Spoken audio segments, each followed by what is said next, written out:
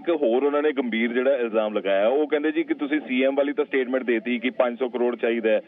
ਜੇ CM face ਬਣਨਾ ਉਹ ਨਾਲ ਕਹਿੰਦੇ ਜੀ ਤੁਸੀਂ ਸਾਫ਼ ਕਿਹਾ ਵੀ ਕਾਂਗਰਸ ਇਹ ਤਾਂ ਸੁਣੀ ਮੇਰੀ ਸੁਣੀਆਂ ਹੋਈਆਂ ਗੱਲਾਂ ਵੀ 500 ਕਰੋੜ ਦਾ ਟੈਚੀ ਜਾਂਦਾ ਤਾਂ ਸੀਐਮ ਬਣਦਾ ਪਰ ਮੈਂ ਖਾਸ ਕਿਹਾ ਵੀ ਕਾਂਗਰਸ ਨੇ ਅੱਜ ਤੱਕ ਸਾਡੇ ਤੋਂ ਕੋਈ ਪੈਸਾ ਨਹੀਂ ਮੰਗਿਆ ਕਹਿੰਦੇ ਹੋਰ ਪਾਰਟੀ ਤੁਹਾਨੂੰ ਤਿਆਰ ਹੈ ਸੀਐਮ ਬਣਾਉਣ ਨੂੰ ਮੈਂ ਕਿਹਾ ਸਾਡੇ ਕੋਲ 500 ਕਰੋੜ ਨਹੀਂ ਹੈ ਕਿਉਂਕਿ ਮੈਂ ਸੁਣਿਆ ਸਾਨੂੰ ਟੈਚੀ ਦੇਣੇ ਪੈਂਦੇ ਆ ਮੈਂ ਸਾਫ਼ ਕੀਤਾ ਵੀ ਕਾਂਗਰਸ ਦੇ ਬਾਰੇ ਮੈਂ ਨਹੀਂ ਬੋਲੀ ਕਾਂਗਰਸ ਨੇ ਅੱਜ ਤੱਕ ਸਾਡੇ ਤੋਂ 1 ਰੁਪਈਆ ਨਹੀਂ ਮੰਗਿਆ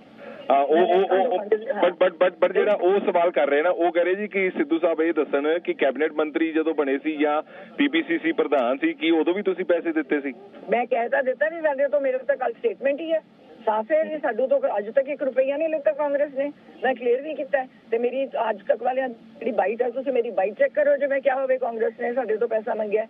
ਮੈਂ ਕਿਹਾ ਅੱਜ ਤੱਕ ਸਾਡੇ ਤੋਂ ਕਿਸੇ ਨੇ ਪੈਸਾ ਨਹੀਂ ਮੰਗਿਆ ਉਹ ਕਹਿੰਦੇ ਤੁਸੀਂ ਆਮ ਆਦਮੀ ਉੱਥੇ ਚਲੇ ਜਾਓ ਮੈਂ ਕਿਹਾ ਸਾਡੇ ਕੋਲ 500 ਕਰੋੜ ਨਹੀਂ ਦੇਣ ਨੂੰ